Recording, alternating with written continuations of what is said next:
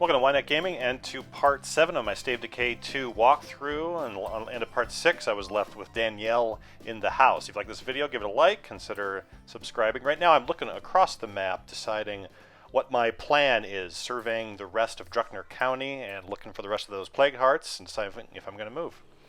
So heading out here, first going by the area where I picked up all the loot, that's all good.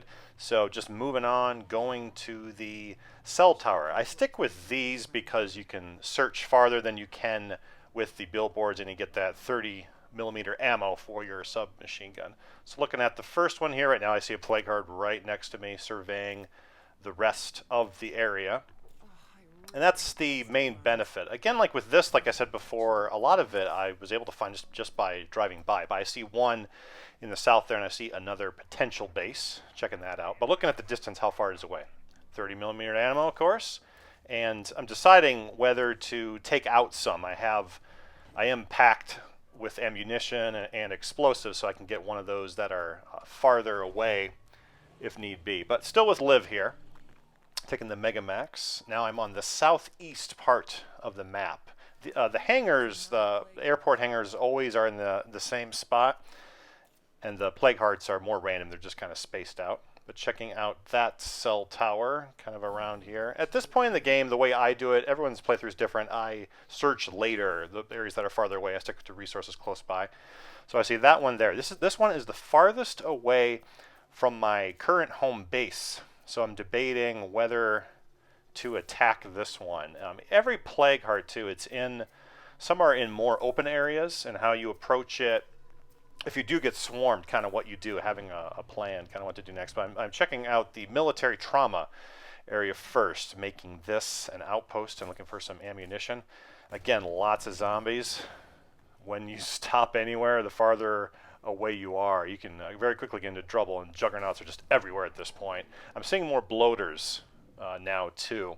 It's sort of switching up from bloaters, from ferals to bloaters more.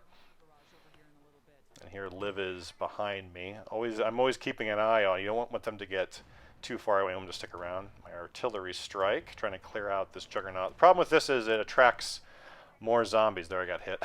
That's too close. Still worth doing though.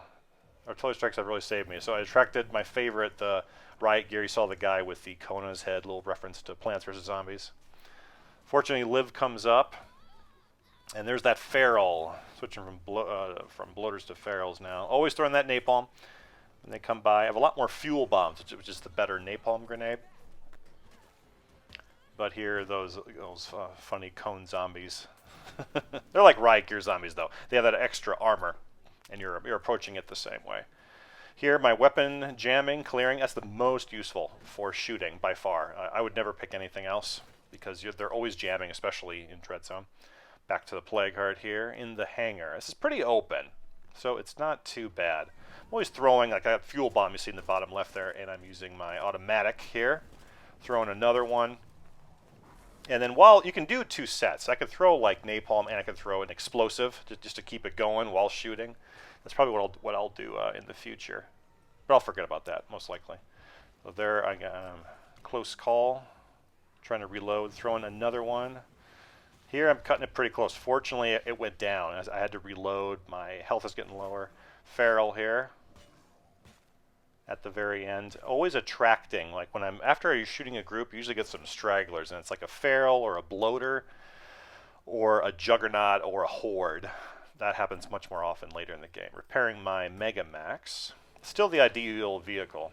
Here is the big factory base. I usually have this at the end of some legacies. The trader one I have, that's one I have at the very end, if I make it. Picking up some rucksats, need some fuel. So that far area, I'm good. I got my 6 people here. Tiffany, Liv, and Danielle, the newest, and I'm playing Carol. Checking the next cell tower. I'm seeing a little blip in the top left there in my mini-map, and there's someone close by. Then that's Liv. I drove away, and she didn't get in, and then she got swarmed. So there goes another one.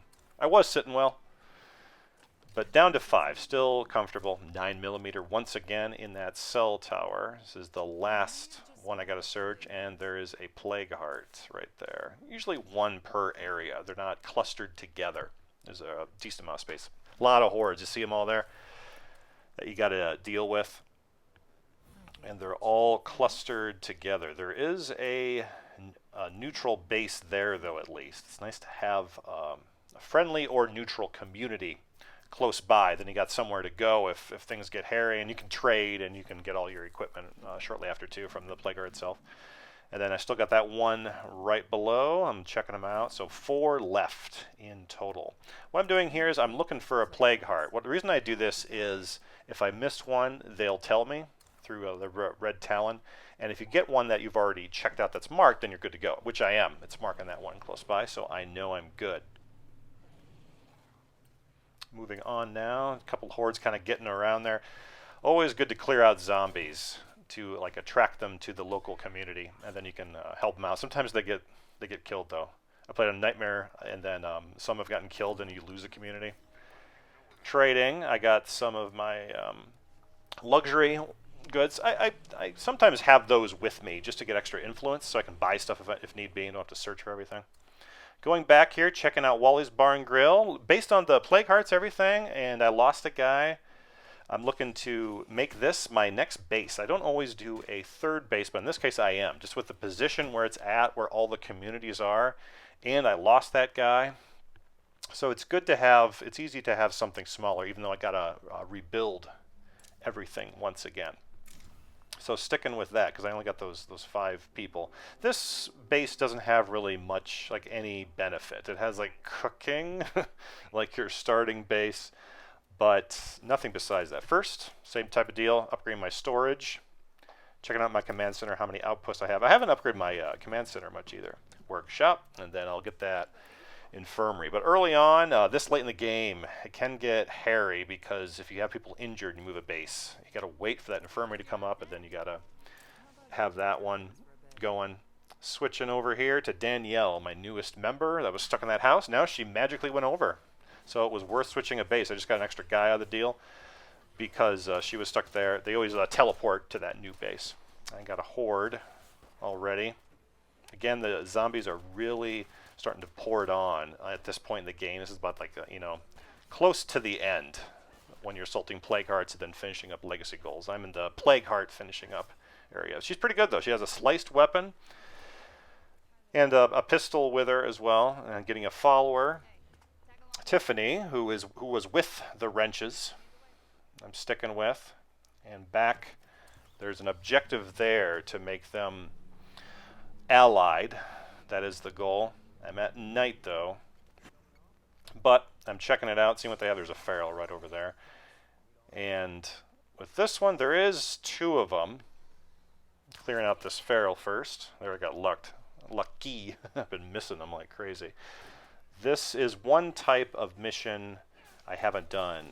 This is the siege type, where you get attacked by zombies. This is not a good idea. The night isn't as big of a deal because I'm close by and I'm with a group, but just how many zombies you have and how deadly they are at this point. But I'm doing that one, and ironically, the person that left is with me. Tiffany was with the wrenches, and she left to go to my community now, and she's with me, kind of going back. Some luxury goods. See, that's why I always got a few, because you're always running into communities, dropping them off, getting that influence. Now here it's getting a bit hairy. So what I'm doing is driving out and kind of waiting for Tiffany. There's a juggernaut. I'm surprised he didn't take out the van with that hit. Usually it's just one hit and you are done. But here I'm getting away. Once again, I left my companion in the back. I've done this way too many times through this playthrough. So I'm driving back. You have so many seconds, then you've got to drive back to the base or you failed the objective. So here, driving back, and I do have that artillery strike. I'm tossing that. There's 2 juggernauts, though. So you don't want to mess around. You can easily die at this point if you don't have the weapons, which I don't. I got a pistol and a broken melee weapon. Unfortunately, if it's too close to a building, it doesn't go. And in this case, it didn't. I didn't get my artillery strike here, so that was a total waste. So I'm just trying to get out of here. Trying to get Tiffany to come over, but she's locked in. You see those 2 jugs and zombies there. Just taking them all out. And there goes Tiffany. And just like that, I am down to 4. So it's good I moved my base close by. So this will make it easier. My infirmary, upgrading that. Workshop. So Jay, Danielle, Carol, and Marcella. I'm switching to her now here because Danielle is beaten up a little bit, but she has some more experience. So doing that. Ton of materials. You see in the left there, I got 84. So I'm making those all into parts so I don't lose them. That way I can fix things, whatnot. I don't need to with the guns, as like most of them have the gun jamming ability. I'm good there. Going for a feast to improve morale. And now I'm going back out with her. I'm checking out the base there that I lost a guy and seeing if they're still around, because there's like 2 juggernauts. Like that would easily take out a community. 1 feral hanging around. But with this mission, with the siege one, there a bloater got me. This hasn't happened too much to me. Where a bloater explodes and then I gotta get out of the car, but I have a bloater and a feral. In this circumstance, I cannot hit anything here. This is ridiculous. That was a whole clip. I missed everything. I still didn't get them. And here I'm driving out. Riot gear zombies are around, and it's a little dangerous because when you're in the town, there's more spawn points. So the zombies, you're gonna have those hordes going after you.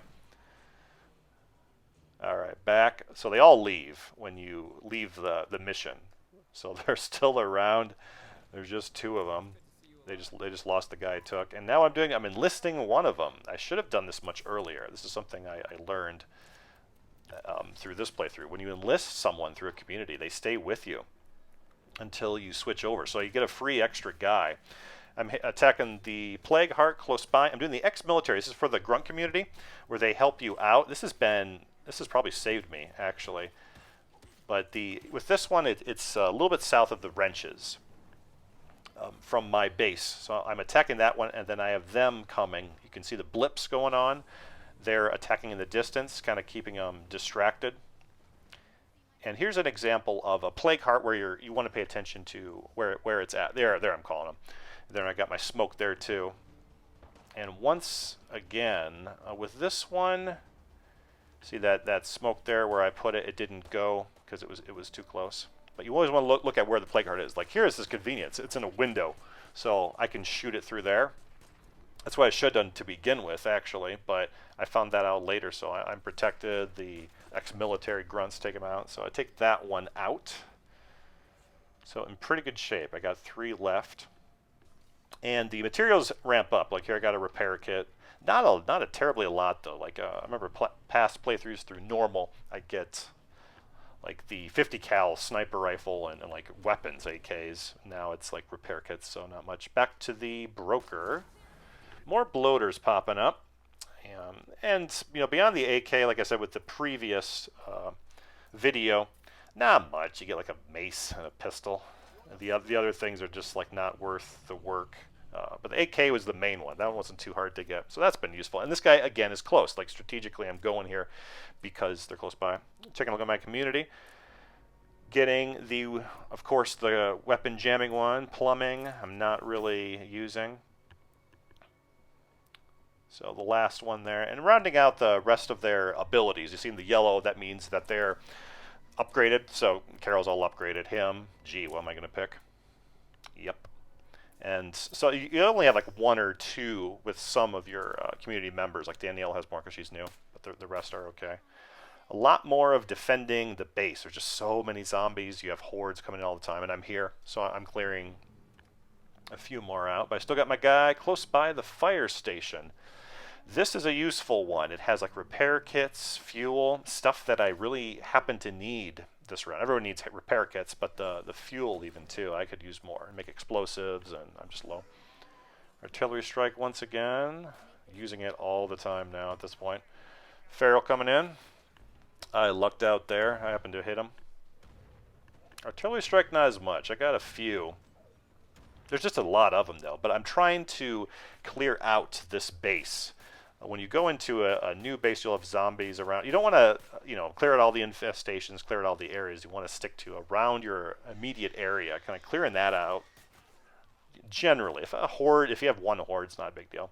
But getting to the final stage here, the Trader Depot. This is the Trader Legacy I have with Carol. I'm building that. This takes a while.